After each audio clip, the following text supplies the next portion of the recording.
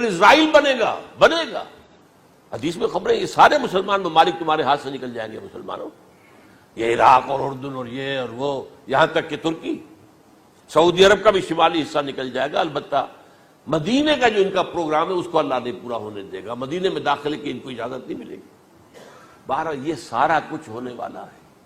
وہ وقت بھی آنے والا ہے کہ حضور کی ایک حدیث کے مطابق ایک شخص کے 1000 بیٹے ہوں گے تو 999 ختم ہو جائیں گے، ایک بچے گا۔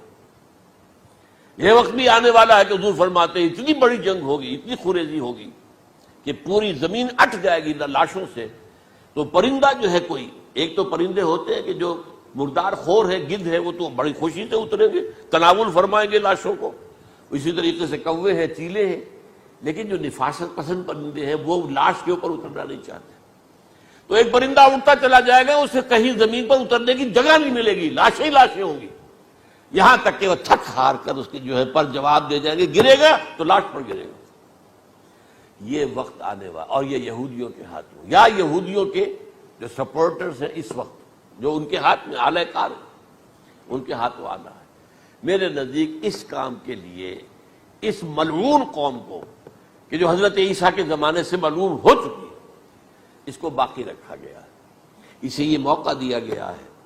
اس نے اسرائیل بنا لیا ہے، تقریباً 2000 سال کے بعد وہ دوبارہ آ کر آباد ہوئے اس سرزمین میں جہاں سے نکال دیے گئے تھے 70 عیسوی کے اندر۔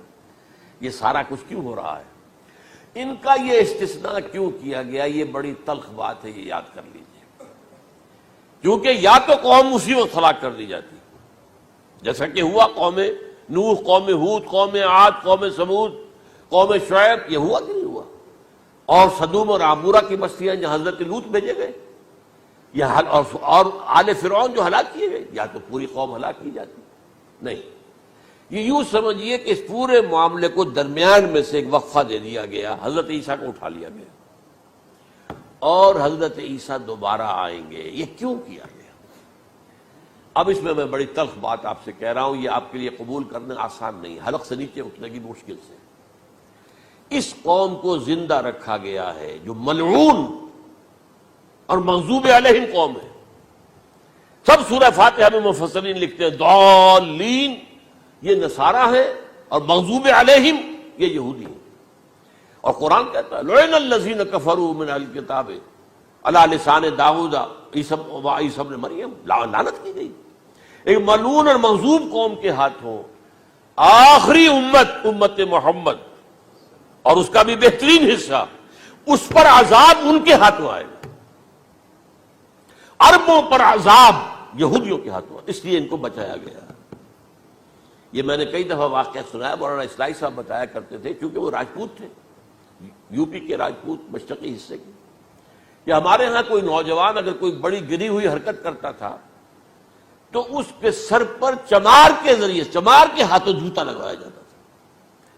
اگر راجپوت کے سر پر راجپوت کا جوتا گرا تو چلو تکلیف تو ہوئی، لیکن یہ کہ راجپوت کا جوتا گرا ہے نا، پڑا ہے، لیکن راجپوت کے سر پر چمار کا جوتا، جس کو آپ انگریزی میں کہتے ہیں to add insult to injury, وہ تکلیف بھی ہے جوتا کھانے کی، اور انسلٹ ہے کہ ایک چمار مار رہا۔ یہ امت سب سے خیر امت ہے، کنتم خیر امت اخرجت للناس۔ اس کے لیے عذاب بھی بدترین آئے گا، اور کن پر آئے گا؟ اس امت کا جو اصل نیوکلیس ہے عرب، جس کے بارے میں حضور کی حدیث موجود ہے ویل للعرب، عرب کے لیے بہت بڑی ہلاکت۔ اور آج ہماری نظر میں آ رہا ہے وہ ملعون اور مغضوب علیہم قوم، ان کے سینے کے اندر خنجر کی طرح بھونکی گئی ہے، اور 30 کروڑ کے قریب عرب بے حمیتی، بے غیرتی، بزدلی، کمزوری، ذلت، مسکرت کی مثال بنے ہوئے۔ کوئی بول سکتا ہے اس اسرائیل کے خلاف؟ کو بول سکتا ہے؟ 30-35 لاکھ آدمی ہے اسرائیل کے اندر یہودی، اس سے زیادہ تو امریکہ میں 50 لاکھ کے قریب، کل 1.25 کروڑ آدمی ہے یہ یہودی پوری دنیا کے اندر۔ لیکن دیکھیے جو چاہتا کرتا ہے، جب چاہا اس نے عراق کے ایٹمک انسٹالیشن کو تباہ کر دیا، اور سعودی عرب کی فضا میں اس کو فیول کیا ہے انہوں نے، دوبارہ ریفیولنگ جو ہوئی ہے ان کے جہازوں کی، وہ سعودی عرب کی فضا میں ہوئی۔ اللہ تعالیٰ نے یہ کوڑا ان مسلمانوں کے لیے رکھا ہوا ہے کہ جن کے رتبے ہیں سوا، ان کی سوا مشکل ہے۔ جتنا اونچا مقام اللہ نے دیا عربوں کو، ان میں حضور کو اٹھایا، ان کی زبان میں اپنا آخری کلام نازل کیا، تو ان کی ذمہ داری بھی بہت ہے۔ جن کے رتبے ہیں سوا، ان کی سوا مشکل ہے۔ یہ ہے میرے نزدیک واللہ اعلم